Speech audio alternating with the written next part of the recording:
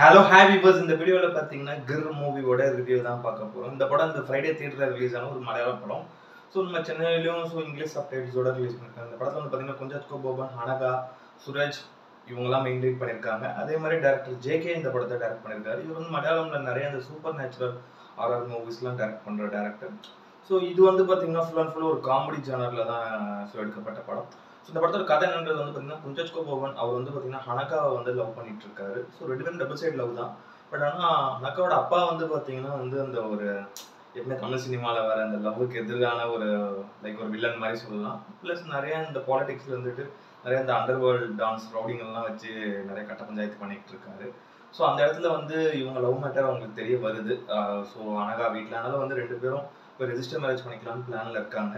அப்போ இவர் வந்து ஹீரோ குஞ்சத்கோ போபன் ரொம்ப நேரமாக வெயிட் பண்ணிட்டு இருக்காரு அவங்க சொன்ன பிளேஸ்லேயே. பட் வந்து ஹனகா வரல. என்னன்னா அவங்க வீட்டில் மாட்டிக்கிட்டாங்க. அந்த வீட்டில் வந்து வேற ஒரு சுச்சுவேஷன்லாம் அவங்க உள்ள வச்சிருக்காங்க. அவங்களால வர முடியல. இவர் அவங்க வரலன்னொன்னே நிறைய ட்ரிங்க் பண்ணிட்டு இவங்க ஆக்சுவலாக இவங்களே வரல, இவங்க ஏமாத்திட்டு வேற யாரும் கல்யாணம் பண்ணிட்டு போயிட போறாங்க அப்படின்ற ரொம்ப சோகத்தில் அப்படியே ஏதோ லவ் ஃபெயிலியர் ஆன மாதிரி குஞ்சத்கோ போபன் ரொம்ப ட்ரிங்க் பண்ணிட்டு பக்கத்தில் இருக்க ஒரு பார்க்கில் போயிட்டு அது வந்து ஒரு லைக் ஒரு ஜூ மாதிரியே சொல்லலாம். அதில் போய் ஒரு மினி ஜூ தான் அது. ஸோ அங்கே போயிட்டு ஒரு சிங்கம் இருக்கு, சிங்கம் கூண்டு அதுக்குள்ள தாவி குதிச்சிடுறாரு. குதிச்சு சிங்கத்துக்கிட்ட நீங்க கூட சண்டைக்கு வா அப்படின்றாரு.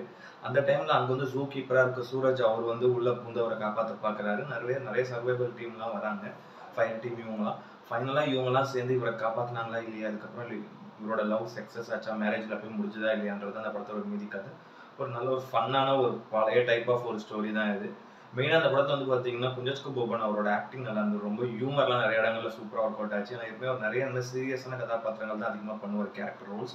பட் இதில் வந்து பார்த்தீங்கன்னா ஃபுல் அண்ட் ஃபுல் ஒரு ஃபன்னான ஒரு ட்ரங்கட் கேரக்டர் வேறு. அது வந்து ரொம்ப நல்லா நீட்டாக பண்ணியிருந்தாரு. நிறைய இடங்கள்ல இந்த ரியல் ட்ரங்கட் மாதிரியே அவர் பண்ண அந்த ஃபன்னான விஷயங்கள் அதெல்லாம் அவரோட ஆக்டிங்கில் ரொம்ப பிரமாதம் நீட்டாக பண்ணியிருந்தார் அவரோட ஆக்டிங்கில்.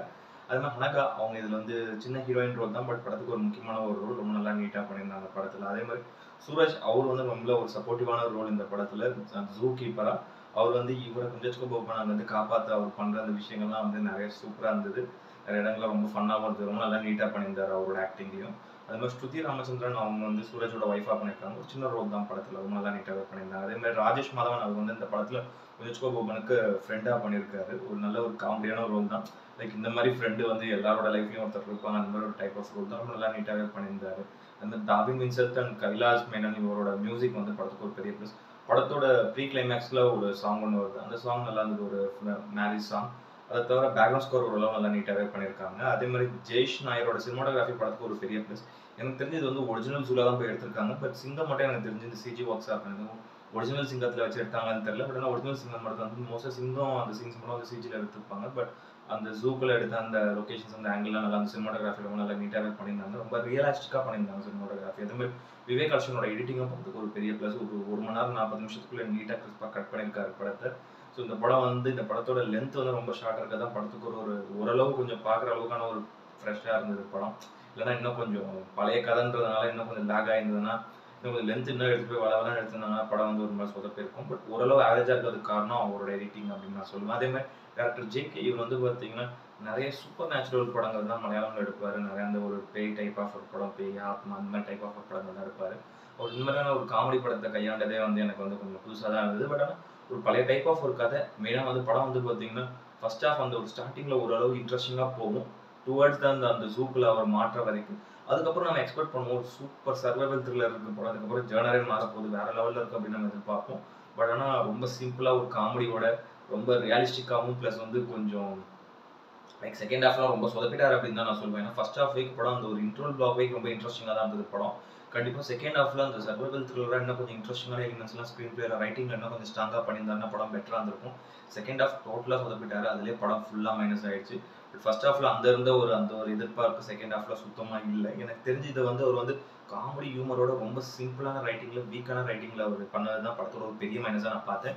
எனக்கு தெரிஞ்சு அந்த சர்வைவல் த்ரில்லர் இன்னும் கொஞ்சம் இன்ட்ரெஸ்டிங்காக கொண்டு போயிருக்கலாம். இந்த ஜூவை என்ன கொஞ்சம் பெரிய ஜூல அவர் மாட்டியிருக்காரு. உள்ளுக்குள்ள ஒரு 2-3 சிங்கங்கள் இருக்கு அப்படின்ற போது அங்கேருந்து இவர் எப்படி தப்பிக்கிறாரு அப்படின்ற விஷயத்துல இன்னும் நுணுக்கமா இன்ட்ரெஸ்டிங்காக ஸ்க்ரீன் பிளேல எழுதியிருந்தாருன்னா படம் இன்னும் சூப்பராக இருந்திருக்கும். பட் ஆனால் சுத்தமாக சொதப்பிட்டார் செகண்ட் ஹாஃப்ல. ரொம்ப வந்து நம்ம எதிர்பார்க்காத ஒரு போர் ரைட்டிங் தான் அந்த படத்துல செகண்ட் ஹாஃப். அது வந்து பெரிய மைனஸாக போயிடுச்சு. பட் ஆனால் ஓவராலாக வந்து பார்த்தீங்கன்னா ஒரு ஒன் டைம் வாட்ச் அவ்வளோ தான். பட் ஆனால் ஒரு டியூரேஷனை பொறுத்த வரைக்கும் ஒரு மணி நேரம் 40 நிமிஷம் அப்படின்னு வரதுனால ரொம்ப போர் அடிச்சுன்னா போய் பார்க்கலாம். ஒரு ஒன் டைம் தியேட்டர் வாட்ச் தான் அது. நான் மெயினா வந்து பார்த்தீங்கன்னா, குஞ்ச போபன் அவர் வந்து எப்பவுமே வந்து நல்ல ஸ்கிரிப்ட்ஸ சூஸ் பண்ணி நடிப்பாரு மலையாளம்ல. அதனால தான் நான் இந்த படத்த அந்த எக்ஸ்பெக்டேஷன்ல தான் நான் பார்த்தேன். பட் ஆனா இது வந்து டோட்டலா வந்து என்னதான் கமர்ஷியல் அக்செப்ட்ல கடை இருந்தா கூட, ஓரளவு ரைட்டிங் நல்லா பண்ணியிருந்தா கூட, ஒரு கமர்ஷியலா ரைட்டிங் ஓரளவு பண்ணியிருந்தா கூட படம் நல்லா இருந்திருக்கும். பட் ஆனா ரொம்ப வந்து சொதப்பி வச்சுட்டாங்க. செகண்ட் ஹாஃப்ல மொத்தமா சொதப்பிச்சது தான் இந்த படத்தோட பெரிய மைனஸா நான் பார்த்தேன் நானு. ஸோ இந்த படத்தோட ரேட்டிங் என்னன்னு பார்த்தீங்கன்னா, 10க்கு வந்து ஒரு 4 குடுப்பேன். அந்த அளவுக்கு ஒரு ஒர்த்தான ஒரு ஒன் டைம் டீசன்ட் வாட்ச் அது. செகண்ட் ஹாஃப் டோட்டலா ஒர்க் அவுட் ஆகல.